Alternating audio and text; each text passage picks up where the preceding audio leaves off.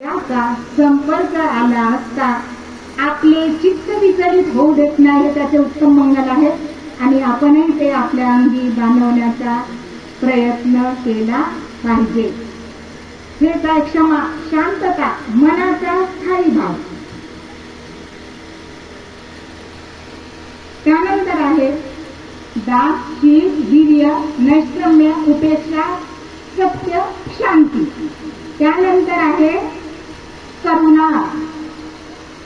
करुणा म्हणजे स्वतः दुःखमुक्त होणे आणि इतरांना दुःखमुक्त करणे म्हणजे करुणा.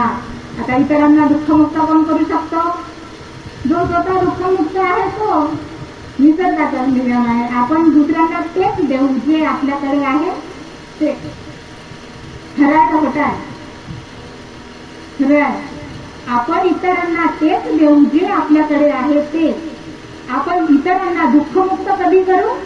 आपण स्वतः दुःखमुक्त असलो तर. दुःखी दुःखच वाटेल. निसर्गाचा नियम आहे. माझा नाही, मी नाही सांगत, बुद्ध सांगतात म्हणून सांगत आहे. सुखी सुख वाटेल, जो आनंदित आहे तो आनंद वाटेल, जो ज्ञानी आहे तो ज्ञान वाटेल, जो स्वतः भयभीत आहे तो भयच वाटेल आणि जो भ्रमित आहे तो भ्रमच वाटेल. म्हणून करुणा बाबासाहेबांचं एक खूप चांगलं उदाहरण आहे. जेव्हा बडोद्याला बाबासाहेब होते, नोकरी करत होते, तेव्हा वरून खाली टाकणे, अपमान करणे, दुसरीकडे पाणी ठेवणे, कमी शिकलेली लोक त्यांना अपमानास्पद वागणे. बाबासाहेब विचलित झाले नाही. तिथं किरायाच्या रूमने राहत होते बाबासाहेब. जेव्हा त्या घरमालकाला माहीत पडलं की बाबासाहेब हे कनिष्ठ जातीचे, तेव्हा त्यांचं सामान फेकलं, बाबासाहेबांचा अपमान केला. निघाले बाबासाहेब आपलं सामान घेऊन बडोद्याला रेल्वे स्टेशनवर आले, बसले तिथं, खूप रडले. त्याच्यासाठी करुणा होती ना. करुणामुळे माणसं असतात ते इतरांसाठी रडतात, भेटत नाही रडत. खूप रडले. ते म्हणाले की मी एवढा उच्च विद्यार्थी, माझी जर ही अवस्था असेल तर माझ्या या बहुजन समाजाचं काय? त्यांच्यासाठी जर मी काही करू शकलो नाही तर स्वतःला गोड्या घालून ठार करेल. हे करुणेचं सर्वात मोठं उदाहरण आहे. त्यांच्यासाठी मी स्वतःला गोड्या घालून ठार करेल. ही आहे करुणा. सिद्धार्थाच्या लहानपणीची गोष्ट. देवदत्ताने एका हंसाला शिकार करण्याचा प्रयत्न केला, मारला. तो हंस तडफडत खाली आला. बुद्धाने ते पाहिलं. बुद्धाने त्या हंसाला उचललं, त्याला मलमपट्टी केली, औषध पाणी केलं आणि त्याची सुश्रूषा केली. देवदत्ताला दोघांमध्ये भांडण झालं. देवदत्त म्हणाला मी शिकार केली, हा हंस माझ्या मालकीचा आहे. सिद्धार्थ म्हणाले मी त्याची सुशिक्षा केली आहे, तो माझ्या मालकीचा आहे. देवदत्त कायमचा सिद्धार्थाचा शत्रू झाला. हे करुणेचं उदाहरण आहे. करुणा ही प्रत्येक माणसाप्रती. बाबासाहेबांनी संविधान लिहिलं, करुणा आहे सर्व सजीवांचे. पानादिपाता तेच शिकवते, सर्व सजीवांचे. तर हे करुणेचं उत्तम असं उदाहरण आहे. त्यानंतर आहे मैत्री. बुद्धाने शिकवलेली मैत्री. मैत्री म्हणजे सर्व प्राणी मात्रांविषयी मंगल अशी कामना करणे. केवळ मनुष्य मात्रच नाही तर या पृथ्वी तलावर असलेले सर्व प्राणी, उडणारे, जमिनीत राहणारे सर्व प्राणी मात्राविषयी मंगल कामना करणे, त्यांचं कुशल असं चिंतन करणे म्हणजे मैत्री. मैत्री भावनेमुळे खूप काही शक्य होते. बुद्धाचं उदाहरण नालागिरी नावाचा अतिशय क्रोधित असा हत्ती बुद्धाजवळ आला. खूप क्रोधित झालेला हत्ती म्हटलं ना, बलाढ्य असा प्राणी, ताकदवान प्राणी. बुद्धाने त्याला नमवलं. कशामुळे? मैत्री भावनेमुळे. आपल्या गंगारामगिरीचे जे भंतेजी आहेत ना, ज्ञानज्योती भंतेजी, त्यांच्या समोर वाघ येऊन मस्ते म्हणतात. मी पाहिलं नाही पण सांगतात बा. कशामुळे? मैत्री भावना. मैत्री भावनेने त्या वाघावर त्यांना विजय मिळवला आहे. त्यांच्या समोर येऊन मग ते घुटणे टेकते. मैत्री त्यांचा सापा त्यांचा लढून जातात, काहीच करत नाही. तशी कोणताच प्राणी आपल्याला स्वतःहून त्रास नाही देत, हे तेवढं सत्य आहे.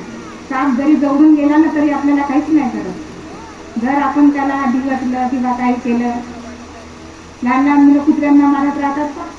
काही जण करत मारण्याची. हे मैत्री भावना नाही आहे. प्रत्येक प्राणी मात्रावर आपण मैत्री भावना केली पाहिजे.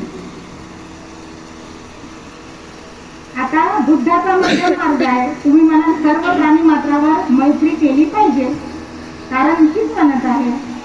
आता सांगते, थोडस तुमच्या घरात एखादा विषारी साप घुसला, तो तुमच्या कुटुंबाला इजा पोहोचवू शकतो.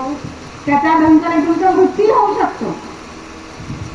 मग आपण म्हणू का नाही, मी पानाधिपाता वेरवणी बुद्धाने शिकवलेली करुणा आहे.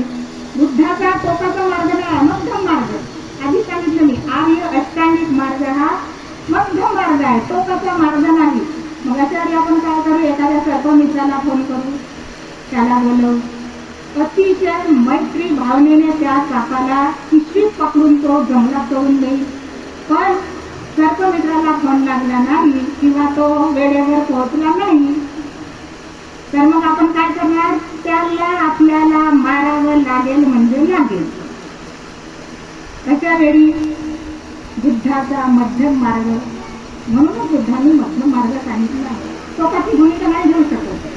मच्छर असतात आपल्या घरी, आपण लावतो, ऑल आउट लावतो, गुड नाईट लावतो, मच्छर पडतात ते सुद्धा आपण, कारण सत्य आहे. तो मच्छर चालला तर आपल्याला मलेरिया होऊ शकतो, त्यामुळे आपला मृत्यू होऊ शकतो. हे सत्य आहे आणि ते स्वीकारलं पाहिजे. बिमार झालं तर आपण दुःखी होतो, दुःखाला कारण आहे, त्यावर उपाय आहे, बुद्धाची शिकवण आहे. म्हणून टोकाचा मार्ग अवलंबायचा नाही.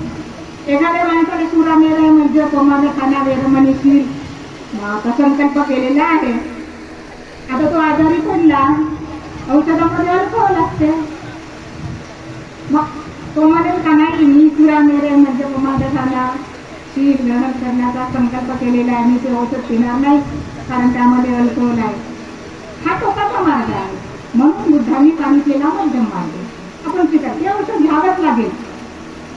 आणि बघ, ते खोकल्याच्या औषधामध्ये अल्कोहोल असते, डायरेक्ट मेंदूला लावून चिपकते ते औषध. म्हणून डॉक्टर गर्भवती स्त्रियांना वगैरे खोकल्याचे औषध देत नाही, त्यामध्ये अल्कोहोल बऱ्याच प्रमाणात असते. तरी पण ते अल्कोहोलिक असलं तरी आपल्याला ते औषध घेणं गरजेचं आहे. हा बुद्धाचा मध्यम मार्ग आहे. आतापर्यंत मी दान, शील, धैर्य, नैष्क्रम्य, उपेक्षा, सत्य, शांती, करुणा, मैत्री या 9 सद्गुणाविषयी माहिती सांगितलेली आहे. आता सर्वात शेवटचं, तुम्हाला गरमी होत आहे, जाणते तुम्हाला गरमी होत आहे हे सत्य आहे आणि त्यावर उपाय म्हणून आपण पंखे लावले आहे, कूलर लावू शकत नाही. सर्वात शेवटचा जो सद्गुण आहे तो म्हणजे अधिष्ठान. अधिष्ठान म्हणजे दृढ निश्चय. पण दृढ निश्चय कसा? चांगलं करण्याच्या दृष्टीने दृढ निश्चय, उचित ध्येय गाठण्याच्या दृष्टीने दृढ निश्चय. सिद्धार्थ जेव्हा ज्ञानप्राप्तीसाठी पिंपळ वृक्षाखाली बसले तेव्हा त्यांनी ठरवलं होतं, जोपर्यंत मला ज्ञान प्राप्ती होत नाही तोपर्यंत माझ्या शरीराचा एक थेंब आटला तरी चालेल, मी या ठिकाणावर उठणार नाही. अधिष्ठान, संकल्प. अधिष्ठान म्हणजे मनाचा निर्धार, उचित ध्येय गाठण्याच्या दृष्टीने चांगलं करण्याच्या दृष्टीने, वाईट करण्याचा नाही. अधिष्ठान म्हणजे उचित ध्येय गाठण्याच्या दृष्टीने केलेला संकल्प. तुम्ही काही पिक्चर पाहिला? अतिशय गरिबी सगळ्यांनी पाहावा. मी तर फेसबुकवर पण त्याचे व्हिडिओ आहेत. एका धुनी भांडी करणाऱ्या आईची मुलगी एका रिक्षा चालकाची मुलगी अतिशय गरीब परिस्थिती शिक्षण घेऊन IAS पदाला पोहोचते. अधिष्ठान संकल्प केला. एवढं सोपं नाही आहे IAS पदापर्यंत पोहोचणे. सगळे प्रयत्न आहेत, धैर्य आहे त्यामध्ये, तिचा त्याग आहे जेवणाचा, झोपेचा, तिने केलेले योग्य प्रयत्न आहेत कामी. तेव्हा ती IAS पदापर्यंत पोहोचली कामी. फेसबुकवर खूप चांगले चांगले व्हिडिओ आहे तिची शेवटची मुलाखत घेताना वगैरे. तर हे अधिष्ठानाचं उदाहरण आहे. त्यानंतर 3-4 वर्षापूर्वी एक फेसबुक व्हॉट्सअपवर आलेली लता भगवान खरे नावाची एक 65 वर्षीय वृद्धेची गोष्ट आहे. 65 वर्षीय. तिचा पती आजारी होता म्हणून दवाखान्यात गेली. दवाखान्यामध्ये डॉक्टरांनी खूप मोठा खर्च सांगितला. पायाखालची जमीन तर असली, दवाखान्यातच होती, आता काय करावं. तेवढ्यात तिच्या दृष्टीला न्यूजपेपर पडलं. त्या न्यूजपेपरमध्ये तिने बातमी वाचली की कुठेतरी रनिंग कॉम्पिटिशन आहे. तिने निश्चय केला की या कॉम्पिटिशनमध्ये आपण भाग घ्यायचा. 65 वर्षीय वृद्धा. वयाच्या 50 वर्षानंतर हळूहळू अंतर घेण्याचं सुरू होते. 65 वर्षीय लोक बीपी, शुगर काय औषध घेत असतात. सगळे शरीर हळूहळू निकामी होण्याच्या मार्गावर असतात. घेतला अधिष्ठान, संकल्प केला की मी या रनिंग स्पर्धेत सहभागी होईल. झाली सहभागी. एकीकडे तरुण रनिंग शूज घातलेल्या स्त्रिया आणि दुसरीकडे हे लुगडं घातलेली 65 वर्षीय लता भगवान खरे नावाची धावली. निव्वळ तिचा आजारी असलेला नवरा तिच्या डोळ्यासमोर होता. त्याच्यासाठी मला काहीतरी करायचं आहे, मला ही कॉम्पिटिशन जिंकायची आहे म्हणजे जिंकायची आहे. धावली आणि शेवटी जिंकली. बक्षीस मिळवलं. आपल्या पतीचा इलाज केला. हे आहे अधिष्ठान. योग्य दिशेने उचित ध्येय गाठण्याचा प्रयत्नाच्या दिशेने केलेला संकल्प अधिष्ठान. पण ते अधिष्ठान योग्यच असलं पाहिजे. ते इतरांना त्रास देणारं नसावं. ते इतरांना दुःख देणारं नसावं. दुसऱ्याच्या हक्कावर गदा आणणारं नसावं. दुसऱ्याच्या अधिकाराची पायमल्ली करणारं नसावं. तरच ते आपला सद्गुण होईल.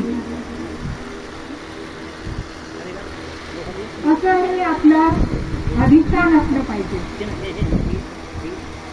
तर मी तुम्हाला आज या त्रिगुणी पौर्णिमेच्या निमित्ताने मला जमेल तेवढं वाचून सांगण्याचा मी छोटासा प्रयत्न केलेला आहे. आज या त्रिगुणी पौर्णिमेच्या निमित्ताने मी सांगितलेले 10 गुण, गुड क्वालिटीज 10 पारमिता बुद्धाने सांगितलेल्या, बाबासाहेबांनी 22 प्रतिज्ञामधून तो संदेश दिले.